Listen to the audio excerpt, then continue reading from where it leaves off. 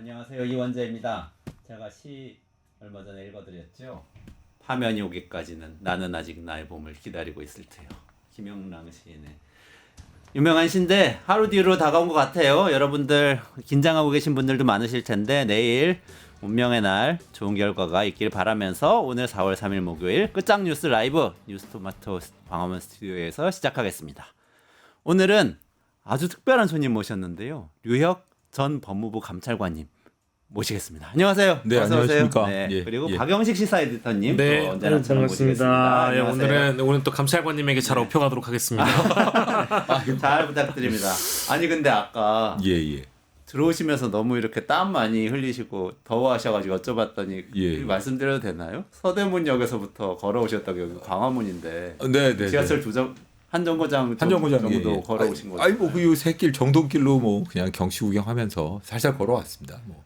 광화문 상황이 아직 험악한 거죠. 뭐 광화문 쪽을 어쨌든 좀 피해가지고 네. 집에서도 걱정하고 그래가지고 아. 이쪽으로 왔습니다. 네. 이런 갈등 상황이 빨리 좀 마무리됐으면 좋겠는데 그렇죠. 오늘도 어떻게 이게 마무리가 될 건지 그 지혜를 좀 많이 나눠주시면 좋겠습니다. 본격적으로 시작하기 전에 저 네, 조금 네. 아까 류혁 감찰관님 모시자마자 서로 경력에 대해서 막 말씀을 안 했어요. 왜냐하면은 삼성 출신이신데 저도 삼성 출신이거든요. 겹치는 게 있으시죠. 그래서 네. 저 삼성경제연구소 근무할 때 삼성전자 임원으로 근무하셨더라고요. 예, 법무팀에 근무했어요. 법무팀에 근무하시고 또 여기 본관 예, 본관에 근무했었어요. 네, 근무하셔서 또 네. 저하고 거리도 가까우시고 하셨던데 예. 요즘 같은 때 삼성 같은 이 기업에서는 임원들이 어떤 생각을 하고 있을까요? 임원들이요. 네네. 아니 뭐 그중 한 분이셨잖아요. 저는 뭐 근데 법무팀이어가지고 네. 뭐 저쪽 뭐 경영지원 쪽이나 그쪽 일을 한 것은 아니기 때문에 잘 모르겠지만 사실 뭐 이렇게 경제적인 불확실성도 크고 그래가지고 가뜩이나 뭐 요즘 뭐 무역 상황도 좋지 않지 않습니까? 네. 그런 것 때문에 아마 빨리 이 사태가 해결되길 바라고 있지 않을까 싶습니다. 어떻게든. 예.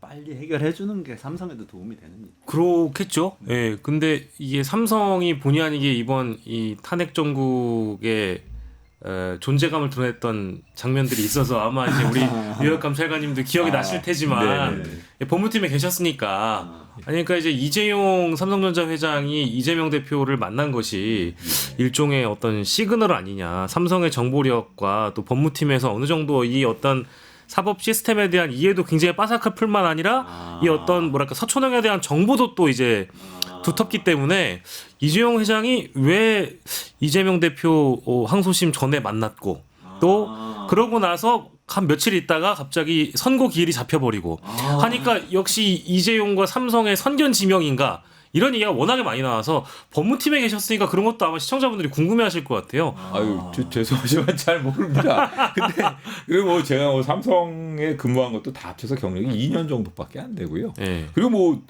저도 알아보니까 그 일정은 원래 그 이전부터 잡혀져 있었다는 얘기 아닙니까? 예, 그렇죠. 그러니까 당연히 그때쯤 되면 선고가 날 줄 알고 네.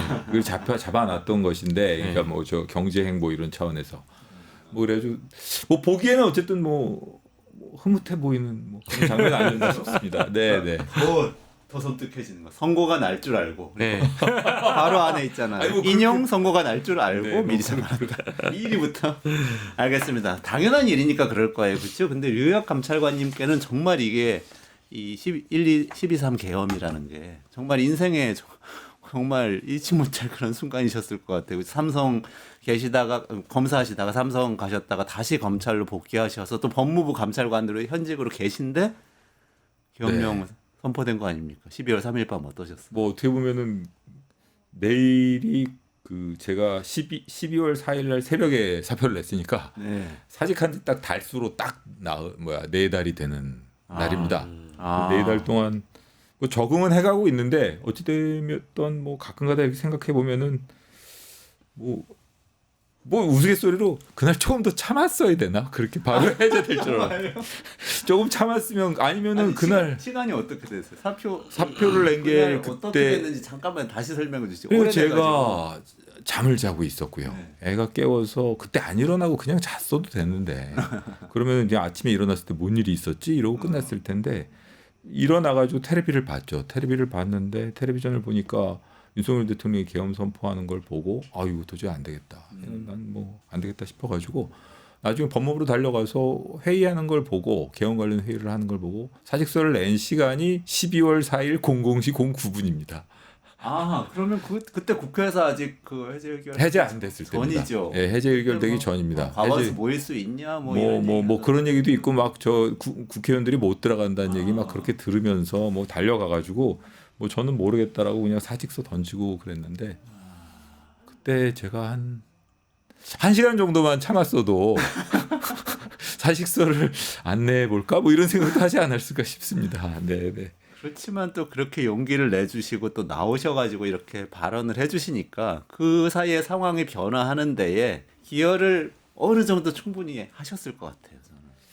저는 뭐 돌이켜 보니까 그게 그때 뭐 짧은 시간이긴 했지만 이게 만만하게 끝날 것 같진 않았고요. 그때 생각할 때도 좀 쉽게 끝나지는 않겠다 이런 생각이 들었는데 어찌되었든 간에 이 4개월이 되도록 아직 탄핵 선고가 아직 나지 않고 있는 상황이라서 좀 제가 생각했던 것 뭐 오래 걸리라고 예상했지만 제가 생각했던 것보다도 참 어떻게 보면 울퉁불퉁하게 어쨌든 방향은 좀 제대로 잡은 것 같긴 한데 내일 만약에 인용 판결이 나고 파면 결정이 내려진다면 뭐 아무 문제 없을 것 같고 방향은 분명히 제대로 잡은 것 같은데 그리고 뭐 어떻게 보면 몇 개 굴곡이 있더라도 제대로 왔다고 생각이 들지만 어쨌든 그래도 이렇게까지 국민들을 고생시키고 마음 고생시키고 힘들게 할 줄은 몰랐습니다.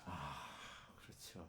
아니 많은 분들이 또 유학 감찰관님 저 환영해 주시는 빈센트님, 강8450님, 울빛님 아 정말 이렇게 큰 결심하셨다. 그래도 웃는 모습 보니까 조금 그래도 안정되셨나 보다. 마음 고생 많으셨겠다. 뭐 이런 반응 많이 주시네요. 감사합니다. 네, 다들 뭐 많은 분들이 격려해 주셔가지고요.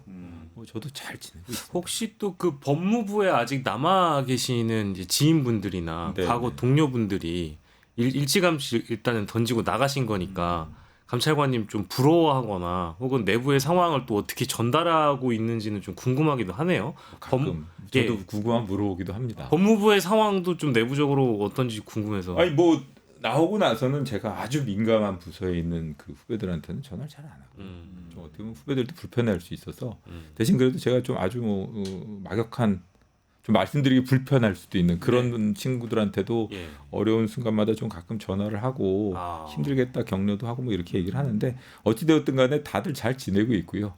그리고 뭐 제가 우스개로 이렇게 저렇게 뭐 얘기를 하면 저 다 격려해주고 그래서 좀 고맙게 생각하고 있습니다. 네. 그렇군요.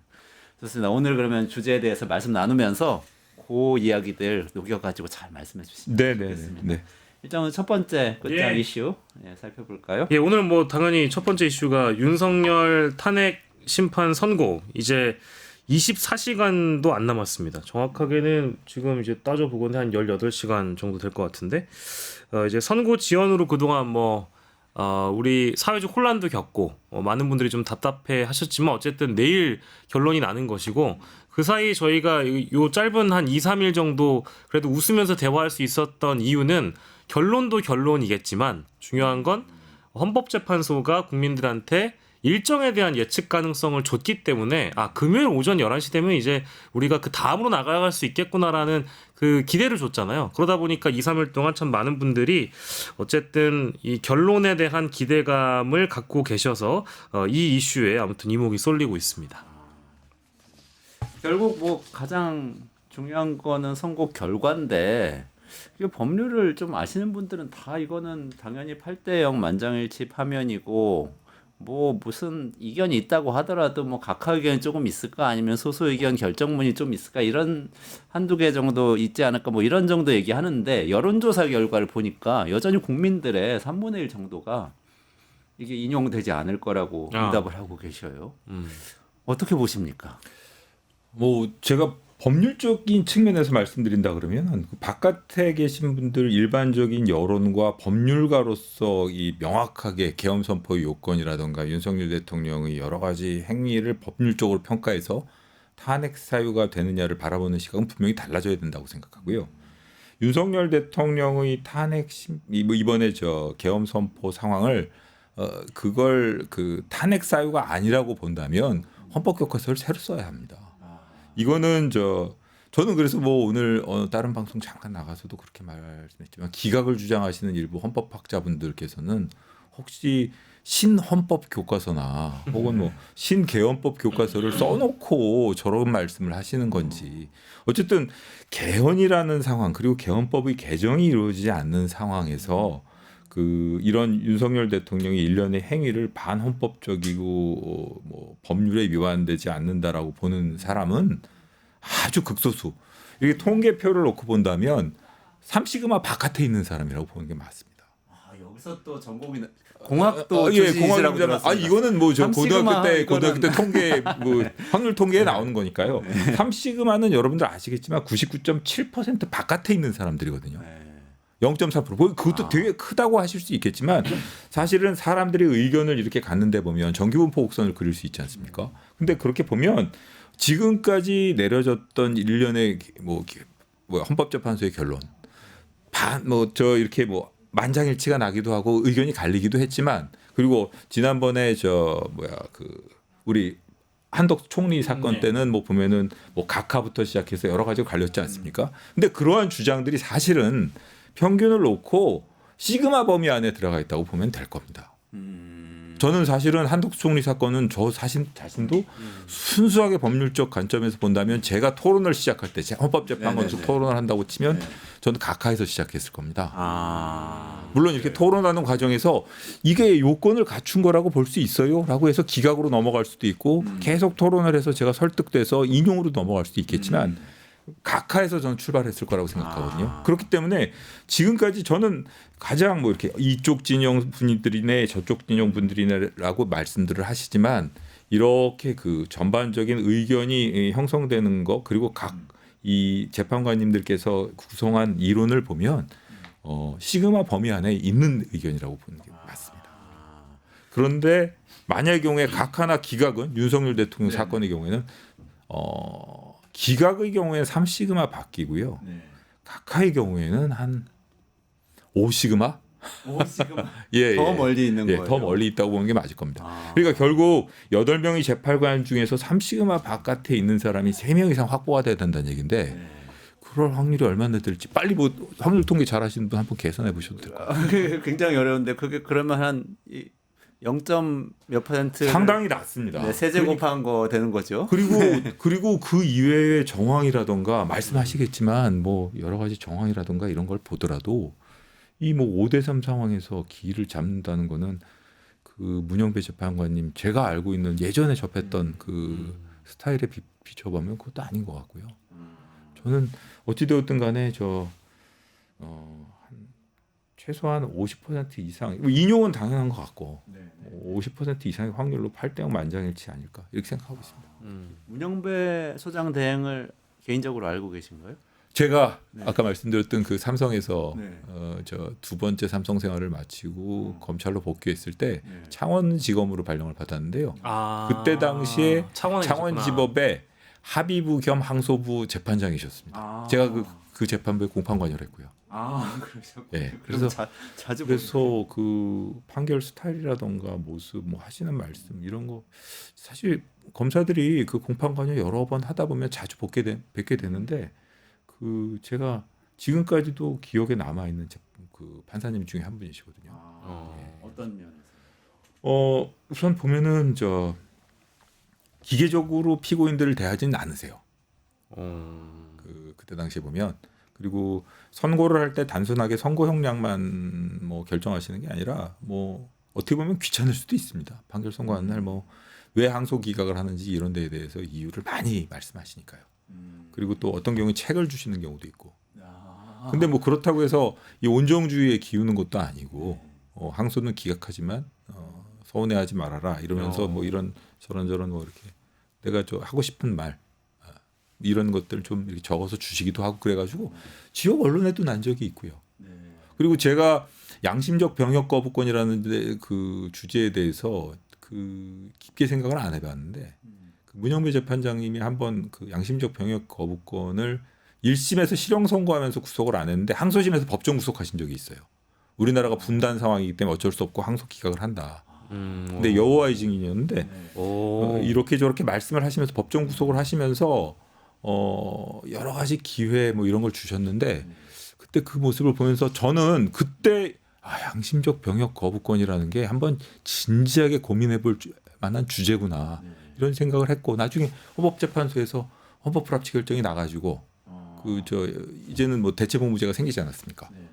그런 일도 있었던 뭐 저는 제가 보기에는 아주 훌륭한 재판장이셨습니다. 물론 그 오랜 세월 동안 사람 변하기 때문에 뭐라고 얘기할 수는 없습니다. 그때의 경험으로 뭐 지금 뭐 100% 제 의견이 맞다고 말씀드릴 수는 없지만 제가 그때 접했던 문영배 재판장님의 모습은 검찰에 근무하는 검사로서도 충분히 납득하고 존경할 만한 그 법조 직역의 선배가 아니었나 싶습니다.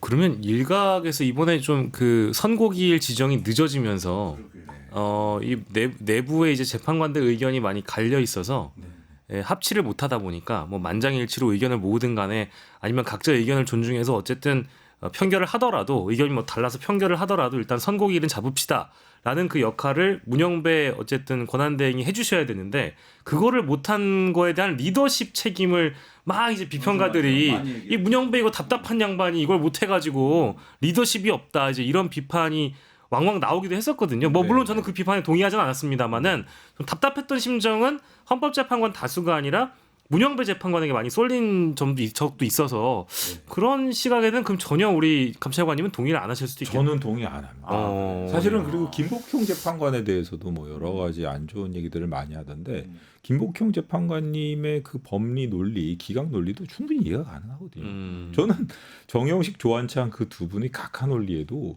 뭐 어느 정도 가능하다고 봅니다. 한덕수 총리, 한덕수 총리권 관련해서 그리고 정계선 재판관께서 인용해야 된다고 말씀하셨는데 정계선 재판관의 인용 논리보다도 저는 더 강한 논리로 인용 논리를 생각을 했고.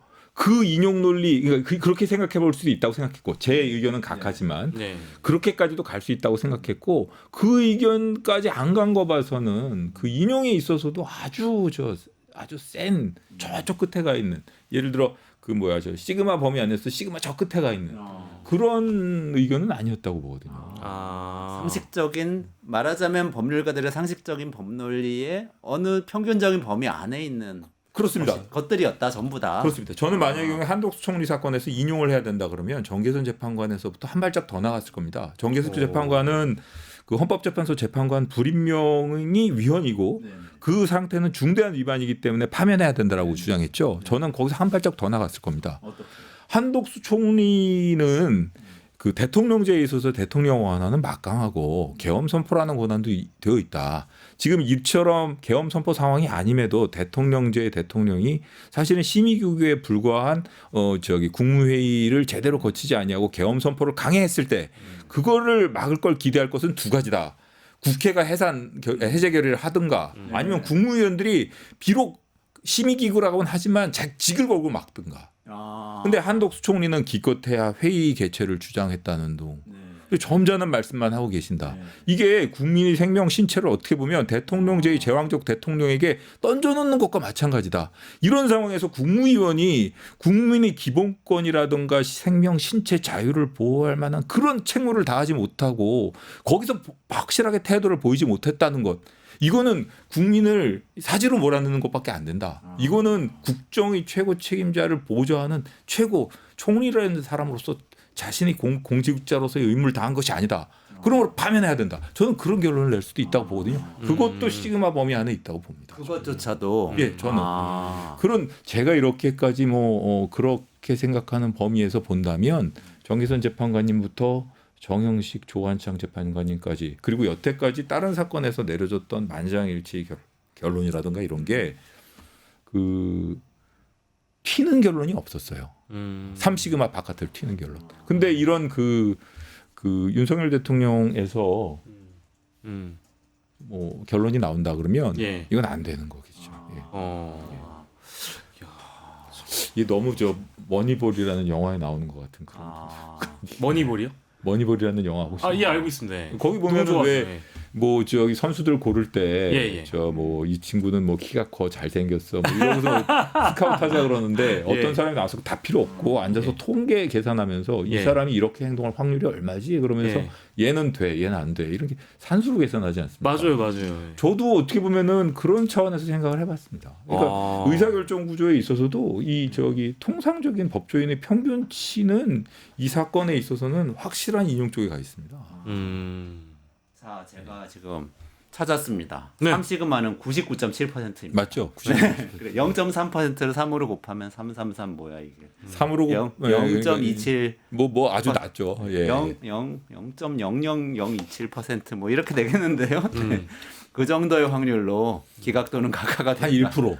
네. 1%. 그러니까 아마 0.3이니까 그 3명 아닙니까?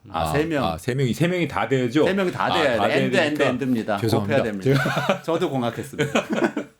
예, 맞습니다. 그래서 확률이 어쨌든 굉장히 낮다. 확률적으로 확률이 봤을 낮다. 때도 통계적으로도 봤을 때 어쨌든 법률가들의 보편적인 관점이나 일반적인 관점 안에서 본다면 이것은 이제 기각이나 각하가 내려지기가 이제 어렵다라는 말씀. 네, 전체로도 어렵고 지금 말씀으로는 한 명이 그 의견을 내는 것도 네. 한 0.3% 확률이라고 말씀하시는. 쉽지는 않습니다. 그러니까 사실 이런 분들이 계속 그런 그뭐 일시그마를 벗어나는 아주 독특한 의견을 내오신 분들이었으면 모르는데 그거 아닌 것 같거든요. 그건 아니다. 정기선 재판관님의 의견을 저 바깥에 있다고 봐도 기껏해야 일시그마 이 정도인 것 같은데 이거 3시그마를 벗어나는 거는 어려운 상황입니다. 근데 그 걱정하시는 분들 중에 김복현 재판관이 한덕수 총리 권한대행 이 탄핵 심판에서 얘기를 이렇게 하셨잖아요. 그러니까 김복현 재판관님 말고 다른 기각을 결정했던 네. 위헌은 있으나 기각을 하셨던 네 분, 그분들이 중대하지 않다라는 얘기를 했잖아요. 그 부분이 좀 자의적으로 할 수 있는 거 아니에요? 이것 때문에 걱정 많이 하셨어요. 중대하지 않다라는 표현은 정확하게 안 썼습니다. 안 썼어요. 이거 다시 한번 보십시오. 화면에 이를 정도는 아니다. 화면에 이르는지 여부를 봐야 되는데 그 다음에 이 좀 이상한 논리를 했죠. 그러니까 뭐 나중에 대행이 임명을 했고 뭐 그 다음에 그 직무대행이라는 자리 중요성을 고려해서 파면을 해야 될 상황 뭐 이런 것까지 고려했다는 식으로 정책적 판단을 했던 평소에 그 중대하지 않다라는 표현과는 약간 차이가 있는 표현을 썼습니다. 그렇군요. 그렇기 때문에 그런 점도 생각을 해보면 제가 보기에는 뭐 크게 문제되는. 크게 문제다. 예. 아까 정말 중요한 말씀해 주셨는데 저는 감찰관님의 그 경험하고 딱 연결이 되는 것 같아요. 그러니까 법무부에서 계엄 선포 뒤에 처음으로 법무부 가서 회의하는데 그것과 관련된 회의 열렸을 때 그냥 나오신 거잖아요. 사직하시고 박차고 나오신 거잖아요. 그러니까 사실 국무위원들이 그 얘기를 딱 듣는 순간 사실은 그 생각이 들어야 되는 거 아닙니까? 나 여기 심의해야 되는 건가? 그만두겠습니다. 예컨대 뭐 그런 정도라도 할 수 있었단 말이죠. 몸으로라도 받겠습니다. 저는 직을 걸고라도 이거는 문제가 있는 것이라고 생각하고 저는 이와 관련된 일체 회의는 참석하지 않을 거고 저희 부처도 그렇게 운영하지 않을 겁니다라고 얘기를 해야 됩니다. 그렇죠. 저는 그렇게 생각합니다. 그게 적극적으로 의견을 표명하는 방식인 거죠. 뭐 이거는 제가 뭐 대통령께서 말씀하시는 반국가 세력이 되는 한이 있더라도 저는 제가 만약의 경우에 국무위원이었고 그런 상황에서 저에게 조금이라도 그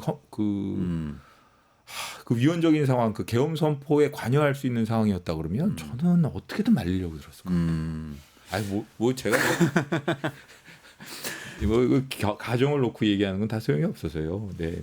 탄핵 심판 예상으로 다시 가가지고 하나씩 좀 여쭤보겠습니다. 사유가 어쨌든 5가지가 나왔고 뭐 이렇게 여러 가지 얘기를 하면서 그 헌법재판소에서 이렇게 변론 기일 할 때에 윤석열 씨 측에서 적극적으로 이제 항변한 것들이 있지 않습니까? 그거 좀 하나씩 짚어보면 좋을 것 같아요. 일단 뭐 탄핵 심판 5가지 쟁점이 있는데 이거는 뭐 다들 아시는 대로 비상계엄 선포의 정당성 그리고 계엄 포고령의 위헌성 국회를 장악하려고 했고 또 국회의원들을 체포하려던 시도 그리고 뭐 선관위를 장악하려고 했던 그 시도도 있었고요.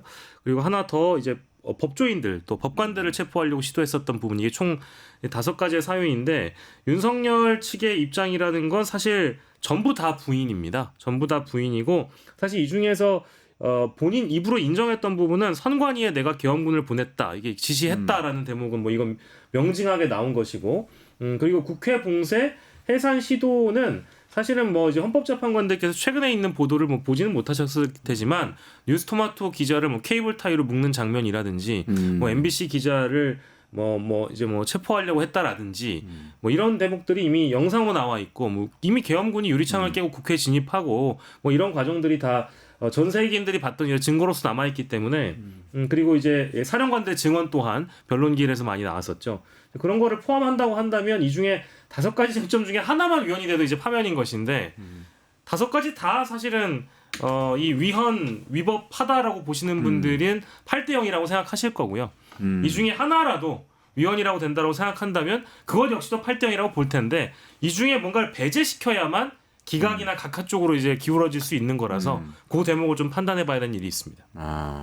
어떻게 보세요, 감찰관님? 저는 사실 뭐 저게 뭐 5가지로 이렇게 범주를 나눠놨습니다만 뭐 서로 이렇게 앞서거니 뒤서거니 하면서 아주 무관한 관계에 있는 것들은 아니죠. 네. 근데 저거는 지금 뭐 여러 가지 증거 법칙을 들이대면서 뭐 형사소송법을 준용을 해야 되네 말아야 되네 뭐 여러 가지 법리적인 논쟁을 벌이고 있습니다만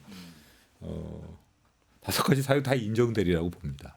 다 예, 모두 다. 모두 다 인정될 것이고 그 점에 대해서 아마 준엄하게 만약에 인용 결정이 내려진다면 어찌되었든 간에 뭐 확률은 높다고 보지만 가정적인 표현을 쓴다 그러면 내려진다 그러면 5가지 사유가 다 인정될 거고요. 그 점에 대해서 준엄하게 이야기를 하리라고 봅니다. 예, 그 선고 과정에서 하나하나 이렇게 되어 있고 저렇게 되어 있고 이건 왜 안 되고 이런 얘기를 내일 다 설명하시리라 봅니다. 근데 그게 뭐 여러 가지 나왔던 법률적 이슈들이 있는데 네. 그 예를 들면 지금 형사재판 쪽이 약간 구속 취소되고 하면서 굉장히 많은 분들이 지금 혼란을 겪고 있거든요. 일반 국민 입장에서 보면은 그건 여러분들이 말씀하시지만 형사재판에서의 구속 취소는 사실 저 아주 이례적인 그 합의부의 그 구속 취소 결정 그리고 또 그보다 훨씬 더 이례적이고 기대하기 어려웠던 좀 그 검찰의 즉시항고 포기 결정 이로 인한 것이고요. 그런 결정과 헌법재판 결정은 재판에서의 탄핵 심판은 전혀 별개 과정입니다. 그리고 어떻게 보면은 그런 그 구속 취소 때문에 어떤 면에서는 윤석열 대통령에게 좀 여론이라던가 그 이후에 약간의 여론에 뭐 그 이전에 윤석열 대통령이 여러 가지 여론전을 하면서 헌법재판소 탄핵 판정에서 궤변이든 뭐든 지지자들을 상대로 하는 것이든 뭐든 이상한 얘기를 하면서 뭐 계몽이니 뭐니 이런 얘기가 막 나오지 않았습니까? 네, 그렇죠. 그런데 약간 좀 여론이 쓸리는 듯 했다가 오히려 약간 반전의 계기를 맞았거든요. 그 여론으로 봐서도 그렇고 사실 법률적인 측면에서는 그게 의미가 없습니다. 그래요. 예, 의미가 없습니다. 그게 구속 취소가 되거나 근데 뭐 공소유지가 될 거냐 뭐 이런 얘기도 있고 그러니까 그것도 그걸 증거로 채택을 했다고 또 많은 분들이 알고 계세요. 헌법재판소에서 검찰 수사기로 가지고 가가지고 뭐 본다고 그러는데 그거는 효과가 있는 거냐 없는 거냐 뭐 가져가서 볼 수 있는 부분 지금 사실 뭐 헌법재판소에 나와서 그 기존의 진술에 대해서 잘 모르겠습니다. 증언 거부하겠습니다. 이렇게 얘기한 사람들도 있지만 기존의 진술을 유지한 사람들도 많거든요. 게다가 그리고 또 헌법재판소에 나와서 얘기한 사람들 그 증언한 사람들의 이런 증언의 일부분만 종합을 하더라도 그리고 심증이라는 건 자유심증주의 원칙에 따라 가지고 그 재판부는 그 재판부 나름대로 형사재판은 헌법재판에 있어서는 헌법재판소의 관점에서 심증을 갖는 겁니다. 합리적인 상식이나 양식을 가지고 있는 사람이 그 헌법재판소에서의 계몽령이라던가 아이고 저 모든 군인들이 다 난 따르지 않을 걸 알고 이 계엄을 선포했다던가 이런 말 그걸 종합해서 어떤 심증을 형성할 수 있겠습니까? 그 헌법재판소의 그 재판 과정은 별개의 심증으로 이루어지기 때문에 저 지금 제가 보기에 뭐 그리고 또 그 영상이라던가 확보된 것들이 너무 많지 않습니까? 그 객관적인 증거들이 그런 것만 종합해도 윤석열 대통령의 탄핵 심판 인용하는데 전혀 문제가 없다고 생각하고요. 그렇기 때문에 사실은 윤석열 대통령 측에서는 그런 실체를 들여다보기도 전에 형식적인 요건으로 흠결이 돼서 차버려야 된다. 이래가지고 자꾸 각하를 주장하는 겁니다.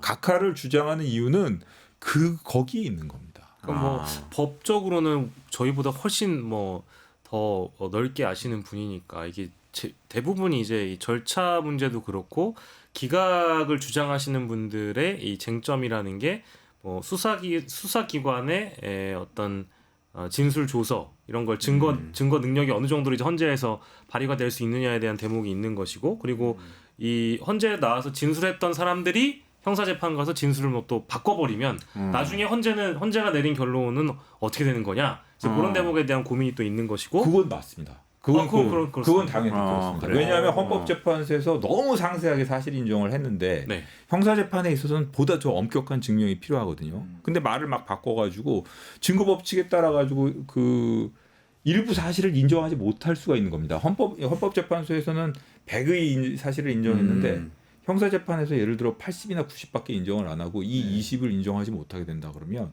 뭐 난리가 나겠죠 또. 그러면 그 변론기일 중에 나타났던 증인들의 진술들 혹여 이 사람이 그러니까 A라는 사람이 형사재판 가서 진술을 바꿀 것 같으면 헌법재판관들은 이번 결정문에서 그 진술 자체를 배제해버리고 쓸 수 있는 방법도 있는 거 아닌가요? 당연히 그렇습니다. 그래서 헌법재판소에서는 혹시라도 그렇게 문제가 될 만한 부분 이런 것들을 가려내는 과정에서도 상당히 오래 걸렸을 것 같고요. 말씀하신 그런 증거법칙은 기각하는 것과 관련이 된 거고 각하라는 거는 뭔가 하면 예를 들면 그 친고죄에 있어서 정말 나쁜 죄를 졌어요.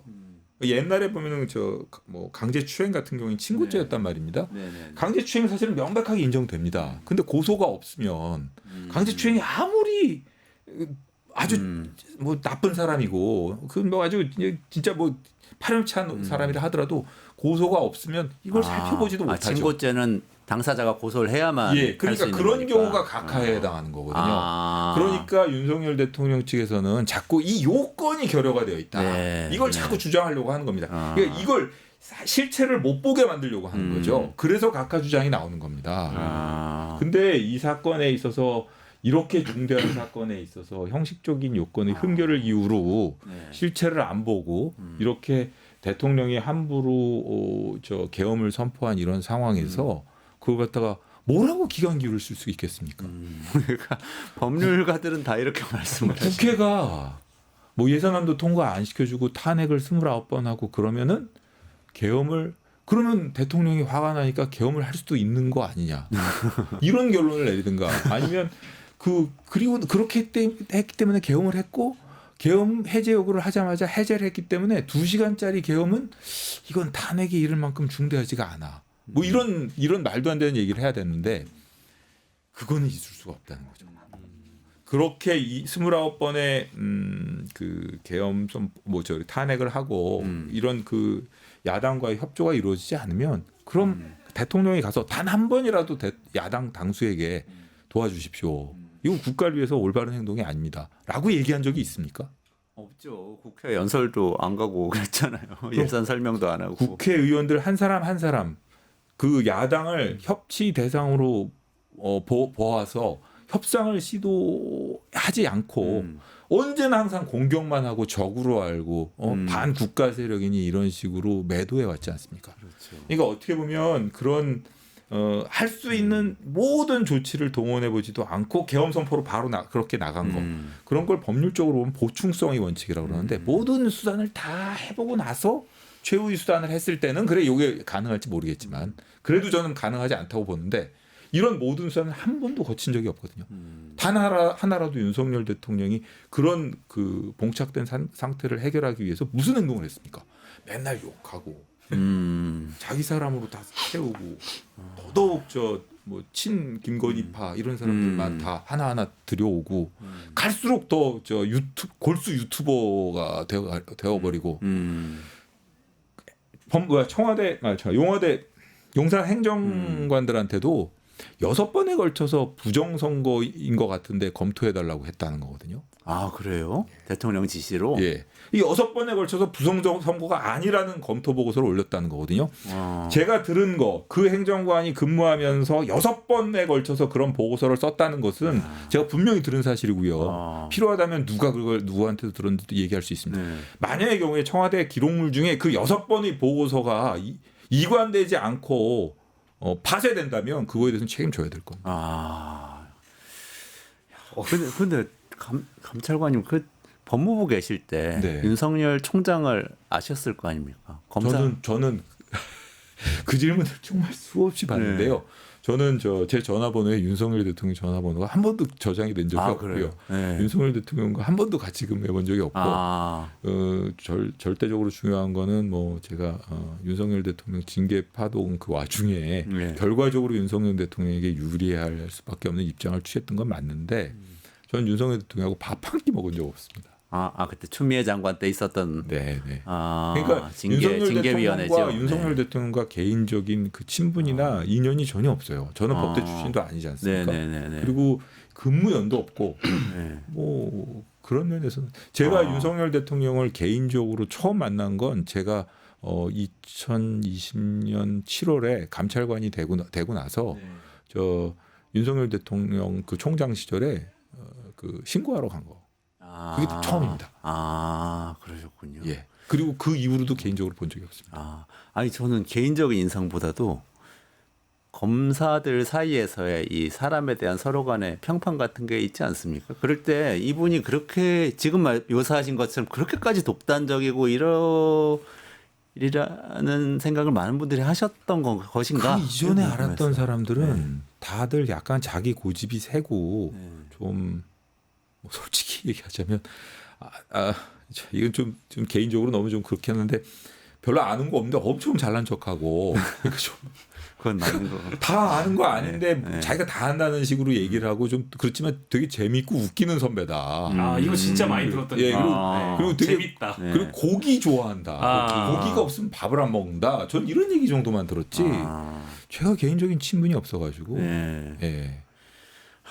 그렇군요. 어쨌든 최소한의 노력도 하지 않았기 때문에 탄핵 사유는 뭐 차고 넘친다. 모두 다 인정될 것이다. 그렇게 이제 말씀을 해주셨는데. 근데 가장 중요한 대목은 아직 안 나온 것 같습니다. 그러니까 가령 예를 들면 우리 류혁 감찰관님은 굉장히 지금 아까 시그마도 표현해 주셨고 통계적으로 봤을 때도 이 어떤 보편적인 기준 안에 일반적인 기준 안에 재판관들이 합리적으로 선택을 하실 거라고 말씀을 하셨지만 지난 저희가 한 2주 동안 이 자리에서 무수히 유추해보고 추론해봤던 그 내용. 아니 그러면 이렇게 합리적인 분들이 이렇게 명징한 사건에 대해서 왜 이렇게 오래 끌어왔는지에 대한 그 의문이 있기 때문에 어쩔 수 없이 재판관들 중에 일부가 정치적으로 무슨 뭐 욕망이 있는 거 아니야? 아니면 진짜 뭐 누구한테 헌재소장 자리라도 뭐 약속을 받은 거야? 아니면 누가 대법원장 자리를 누가 찔러 넣어준 거야? 막 이런 상상력들을 막 다 돌렸잖아요. 그러면 류혁 감찰관님이 보시기에는 왜 이렇게까지 지연돼서 5대3, 4대4 막 이런 추론까지 왜 국민들이 하게 만들었는지에 대한 그 의구심은 아직 사라지지 않은 것 같아서. 그거는 저는 이렇게 생각합니다. 그 기본적으로 지난번에 며칠 전에 헌재 사무처장님도 나오셔갖고 말씀을 하셨지만 그 기본적으로 박근혜 대통령 때나 노무현 대통령 때는 그 사건만 있었거든요. 근데 이번에는 그 사건만 있는 건 아니고 많긴 하죠. 맞아요. 그 다음에 이번에는 이 사건은 쟁점이 많아요. 결론에 있어서는 확실하지만 지금 말씀하신 것처럼 윤석열 대통령 측에서 제기한 절차적인 각하와 관련된 주장만 해도 제가 크게 꼽을 수 있는 것만 해도 한 4가지. 그리고 그 이외에도 많거든요. 하나하나 판단해줘야 될 겁니다.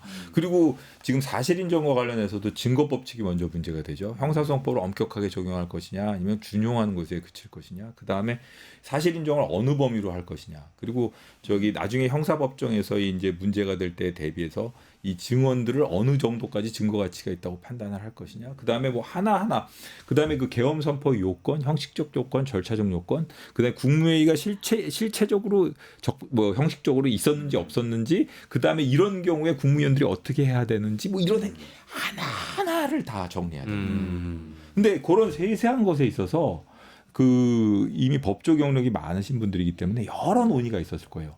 저는 결론에 있어서는 인용 의견이라도 여러 가지 보충 의견이 나오리라고 봅니다. 그러니까 요 정도 표현으로 요걸 A라는 사실을 인정했다 하더라도 어떤 재판관님은 요 정도 가지고도 부족하고 국민들이 보기엔 여기다 더 부가 설명을 붙여야 되고 보충 의견을 붙일 수도 있는 것이고. 그러면 또 한 명 한 명 다 그런 요구가 있다라고 한다면 어쨌든 문현무 재판관이 기다려줘야 되고. 그렇죠. 기다려줘야 되고 그 다음에 계속 하루에 한 이슈씩 지금 우리가 지금 정영식 재판관님이 주심이시지 않습니까? 그분이 정리한 이런 걸 다 짚고 넘어가겠습니다. 했을 때 그 평의를 한다고 쳐도 하나하나가 다 문제가 되지 않습니까? 그러니까 그거를 의견을 일치시켜서 하나의 정제된 판결문으로 내기까지 과정은 오래 걸릴 겁니다. 그리고 박근혜 대통령 때 판결문이 89장이었다고 하는데 네. 저는 한 150장 되는 줄 알았어요. 그래서 한 2배 정도 된다고 보고 한 300페이지 넘지 않을까 이렇게 말씀드렸는데 제 생각에는 박근혜 대통령 때가 89장이라고 하는데 그렇다면 한 200장 내외? 이번에는요. 예, 200종 내외 이렇게 되지 결정문이요? 않을까 싶어요. 그렇게 되지 결정문이? 않을까 싶어요. 그러면 책 한 권도 굉장히 두꺼운 책 한 권이 되는 거 벽돌책인데 그거. 그걸 보안을 유지해 가면서 이렇게 그 연구관들에게 다 잘라서 이렇게 좀 주고 그걸 나중에 또 재판관님들이 결국 이 중대한 결정문을 그 일일이 안 보실 수는 없을 것인데 그걸 해야죠. 그 다음에 결정문만 가지고 되는 게 아니라 200페이지를 다 읽을 수 없지 않습니까? 그러면 선고 요지를 또 따로 만들어서 그걸 다시 낭독하셔야 되고 거기에 따른 보도 자료도 필요하고 그다음에 뭐 여러 가지 언론 대응 자료도 필요할 거 아닙니까? 네네. 그런 걸 생각하면 이건 만만한 작업은 아니죠. 아니 근데 감찰관님 아까는 5개 사유를 다 인정을 할 것이고 그래서 모두 인용을 할 것이고 그거를 다 적시를 해서 어떻게 보면 우리 사회의 기준을 명확하게 줄 거라고 말씀하신 거잖아요. 근데 지금 말씀하신 건 소수 의견도 하나하나에 대해서 뭐 이견이 있을 수 있다 이런 얘기 아니에요? 소수 의견이라기도 한 보충 의견이요. 보충 의견. 보충 의견. 그거 예를 성격이 들면 다른 건가요? 예를 들면 국무회의 개최와 관련된 그 요건들 있지 않습니까? 네. 그러니까 뭐 국무회의가 한덕수 총리가 모은 게 국무회의가 아니다라는 이유를 A라는 이유로 국무회의가 아니라고 볼 수도 있는데 다른 분들도 A라는 이유까지는 동의하는데 그거 말고 A뿐만 아니라 나는 B까지도 인정할 수 있다고 봐. 요 사람의 진술에 비춰보면. 그러니까 이 부분도 언급해주면 어떨까. 그러니까 향후에 국무회의는 A만 갖추면 국무회의가 있는 것이다라는 게 주류 의견이라 하더라도 이분은 아니다. B까지 있어야 돼. 그리고 국무위원들이 실질적으로 자유롭게 의견을 제시하면서 토론이 이루어지고 그 어떤 의사결정자의 의사결정이 건전한 의사결정인지 아닌지에 대한 실질적인 토론이 이루어지지 않는 그 국무회의는 나는 회의록이 작성되고 의안이 제출되고 이런 형식적 요건을 다 갖췄더라도 나는 그 국무회의라고 보면 안 된다고 봐. 이런 좀 더 진보적인 의견이 있을 수도 있단 말입니다. 그게 국민의 권리와 의무를 예를 들면 그렇습니다. 사실 이 경우는 그러니까 제가 이제 예를 들자면 그런 경우도 나올 수가 있는 것이죠. 그러니까 이 사건처럼 그 계엄 선포라는 행위를 통해서 지난번 박근혜 대통령의 경우에는 박근혜 대통령이 혼자 잘못한 거잖아요. 주변 사람들 관리 못하면서. 근데 이거는 잘못 판단을 내놓으면 앞으로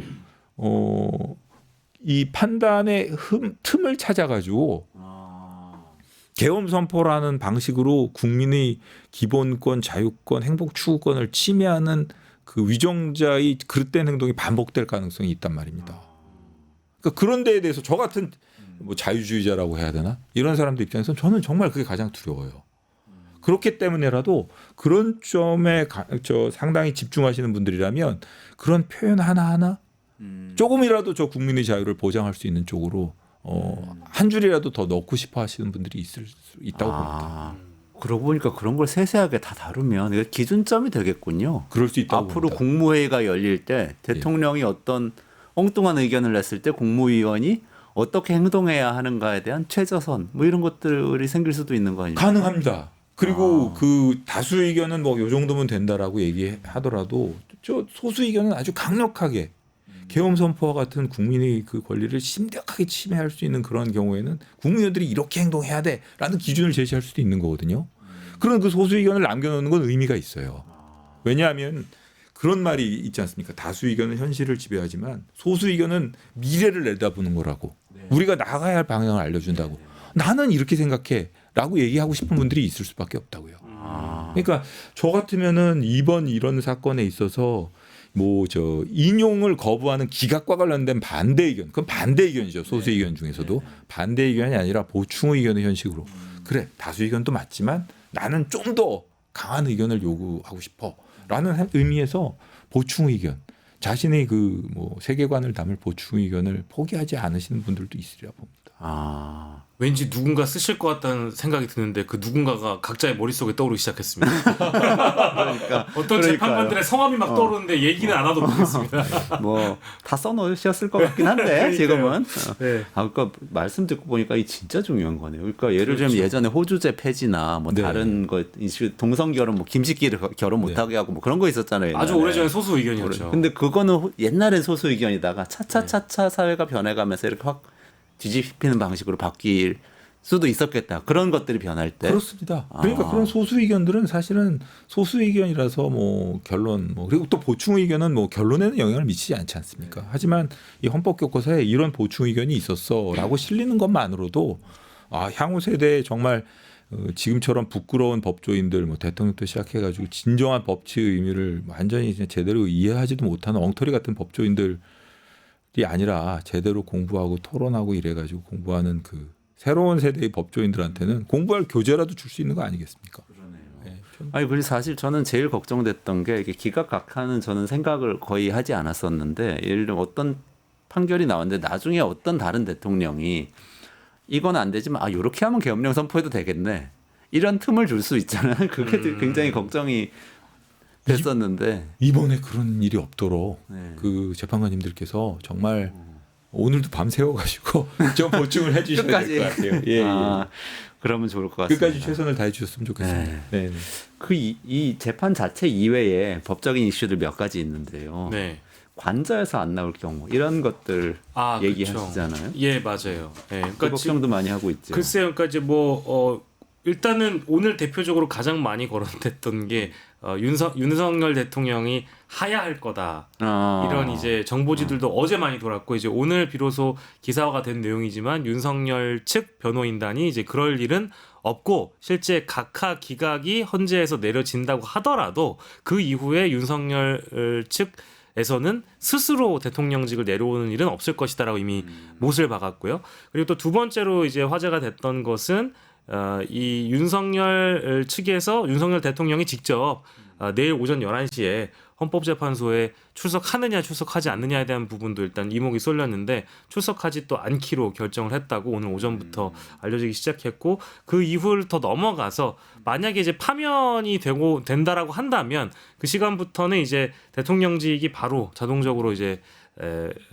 정지가 아니라 이제 그 대통령직이 이제 없어지는 거잖아요. 민간인이 되는 건데 그러면 이제 짐 싸고 나와야 되는 그런 상황임에도 불구하고 대통령실 쪽 상황이 그렇지가 않다라는 보도가 또 일부 나왔습니다. 그 김성훈 경호처장이나 경호처에서 이제 그런 파면 상황을 일찍이 대비해서 정리할 걸 내부로 좀 정리할 수도 있어야 되는데 그런 언급조차 지금 못 꺼내는 그런 상황이다라는 게 알려져서 만약에 실제 어제 저희가 우려했던 것처럼 파면 결정이 만약에 내려진다면 그 이후에 윤석열 측의 반응에 따라서 전국이 요동칠 가능성도 있고 한편으로는 통합의 길로 나갈 수도 있는 가능성이 있다. 근데 어느 쪽일지는 글쎄요. 뭐 여러분들이 평가할 대목이 있습니다. 어떻게 보세요, 김철관님? 지금 뭐 하야는 본인들이 안 한다고 하니까. 근데 뭐 하면 되면 근데 경호처고 뭐 대통령실이고 싹 없어지는 겁니까? 바로 어떻게 되는 아닙니다. 거죠? 경호처랑 사실은 경호처나 대통령실은 그 윤석열 대통령 그 개인을 위한 것이 윤석열이라는 개인을 위한 것이 아니라 그 국가의 국가 원수 그 행정부의 수반이자 국가 원수인 대통령을 위해서 존재하는 거죠. 그렇기 때문에 뭐 그건 없어지는 건 아닌데 다만 그 전직 대통령 예우에 관한 법률에 따른 여러 가지 조치 예를 전직 대통령은 뭐 여러 가지 예우를 받거든요. 근데 뭐 저 퇴직하면 원래 받던 급여의 95% 사망한 후에는 75%에 달하는 유족연금을 그 배우자가 받도록 되어 있습니다. 그리고 그거 말고도 뭐 행정관, 뭐 비서관, 뭐 운전기사 이런 사람들을 둘 수 있고 여러 가지 예우가 있는데 그 예우는 싹 다 사라지는 거고요. 그리고 국립묘지 안장도 안 됩니다. 탄핵으로 파면된 경우에는.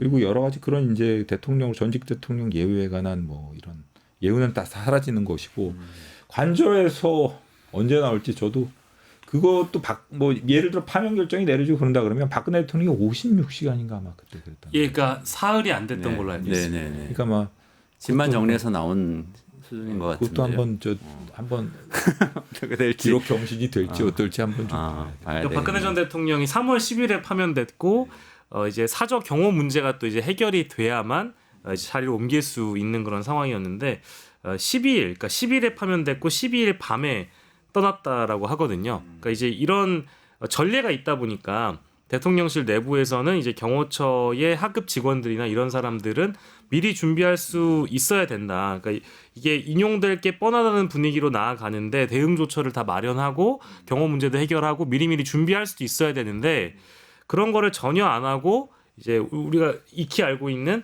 이제 김성훈 차장이라든지 소위 이제 윤석열의 라인, 김건희 씨의 라인이라고 볼 만한 경호처를 지배하고 있는 사람들이 이런 방구 말도 못 꺼내고 군기만 잡고 있는 현실이라고 오늘 윤건영 의원이 인터뷰를 통해 밝혔거든요. 그러니까 이런 거를 본다고 한다면 진짜 대통령실은 이 파면의 가능성은 거의 제로로 윤석열 스스로도 보고 있고 대통령실 자체도 그렇게 보고 있다라고 봐야 될 것 같고요.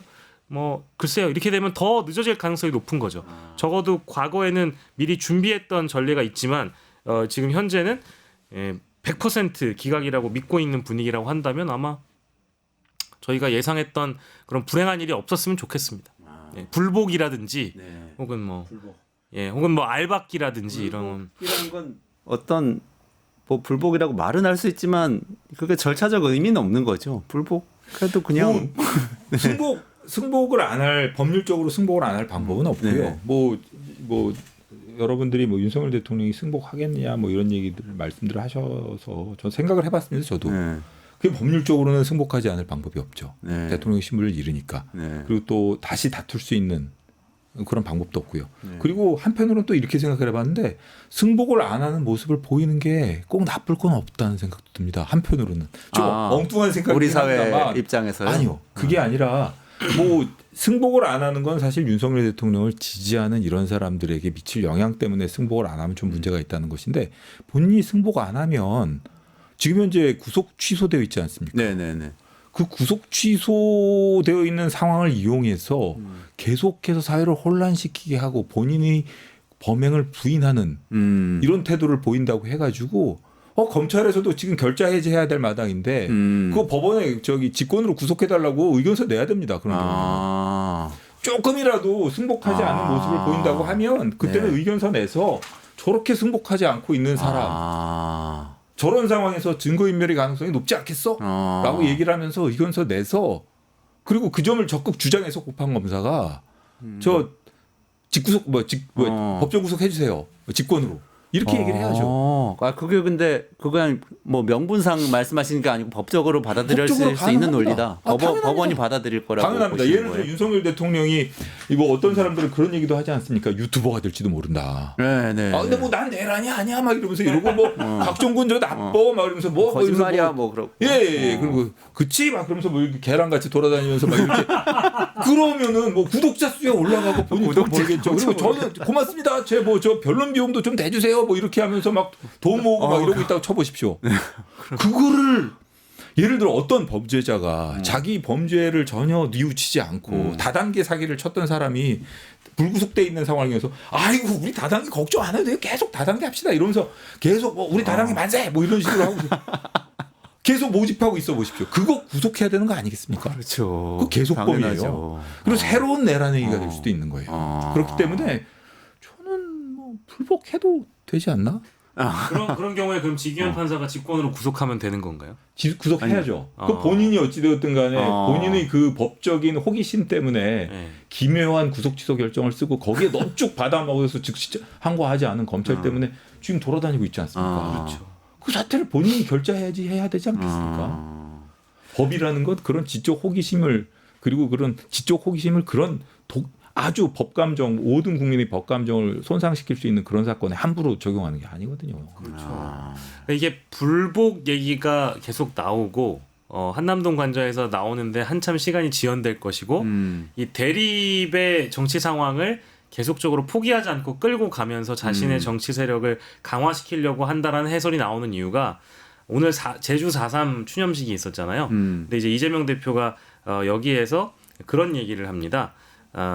비상계엄 계획에 10,000명의 국민을 학살하려던 계획이 들어있다 이렇게 주장을 했는데 이게 이제 과거 노상원 그 노상원 수첩. 노상원 수첩과 관련된 보도를 보면 여기에는 뭐 과거에도 1차부터 10차까지 해서 5,000명에서 뭐 10,000명까지 또 수거해서 죽일 수 있는 방법들 이런 것들에 대한 보도가 있던 거를 이재명 대표가 이제 표현을 했는데 거기에 이제 대꾸를 한 쪽이 누구냐 윤석열 측 변호인단이에요. 그래서 윤석열 측 변호인단이 또 뭐라고 얘기를 했냐면 자 국민들이 보았듯이 비상계엄 당시 사상자는 0명이다. 국민을 얼마나 우습게 보면은 눈 하나 깜짝하지 않고 하지 않고 이재명 대표가 저렇게 황당한 거짓말을 하며 선전선동을 할 수 있느냐. 그리고 심지어 이런 얘기도 나와요. 국민은 이미 모든 진실을 알고 있다. 무장하지 않은 최소한의 병력, 사고를 우려해 간부들로만 구성된 시민들에게 어떠한 위해도 가하지 않은 얌전하고 선량한 군인들에게 이름도 무시한 국민 학살 계획은 어울리지 않는다. 이재명 선전선동이다. 명예훼손으로 고발 검토하겠다. 뭐 이런 얘기까지 나왔다고 하니까 이 이제 어떤 대립의 정치를 뭐 내일 오전 이후에도 끌고 갈 가능성이 엿보인다라는 대목에서 이제 불복 얘기가 또 나오는 것 같습니다. 진짜 불행한 일인데. 직권 구속 사유로 충분한 거야. 이 정도가 나오면은요. 뭐 만약에 경우에 이제 불복한다 그러면 예. 계속 그런 식으로 해가지고 그런 그 피고인으로서의 자중하는 모습을 보이지 않고 대통령의 신분을 잃었는데 계속 그런 불복 정치를 하려고 든다 그러면 그거는 뭐 그러면 만에 하나 자중할 경우에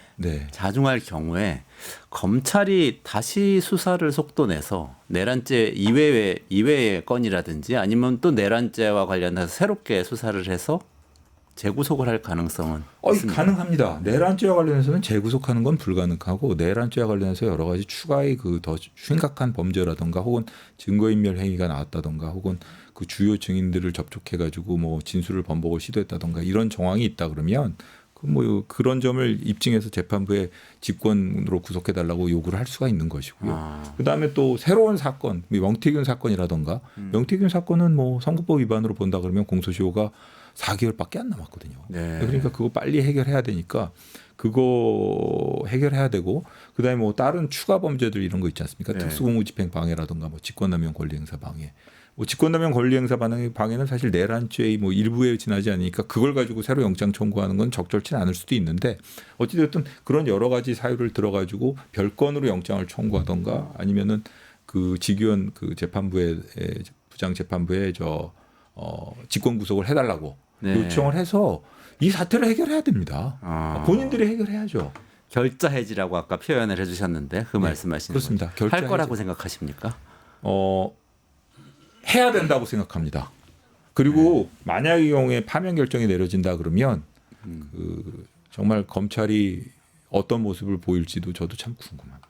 저도 뭐 근데 예측 안 됐어요. 오랫동안 또 고위직 법무부 고위직에도 계셨는데 좋은 표현을 쓸 수가 없는 상황이라서 네. 제가 근데 꼭 윤석열 대통령만이 아니고요. 파면이 되고 나면 그 이후에 이제 벌어질 상황 중에 하나는 어쨌든 이번 계엄에도 누군가의 표현에 따르자면 가정사가 있어서 이제 이런 계엄이 촉발됐다, 이른바 트리거가 됐다라는 얘기도 있고요.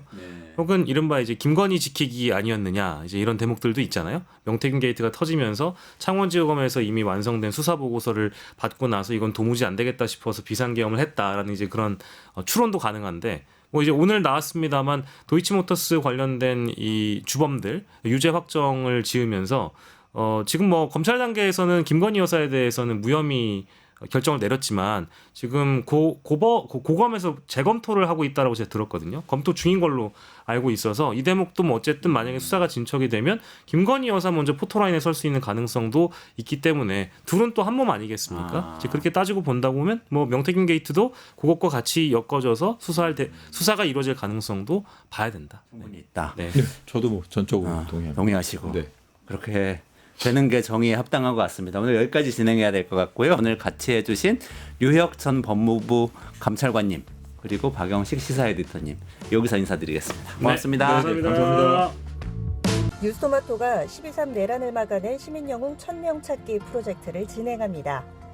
내란을 막고 탄핵 소추를 이뤄낸 시민영웅 1000명을 찾아내 대한민국 민주주의의 역사로 기록하고 시상의 본보기로 삼음으로써 민주주의를 더 널리 확산하기 위한 프로젝트입니다.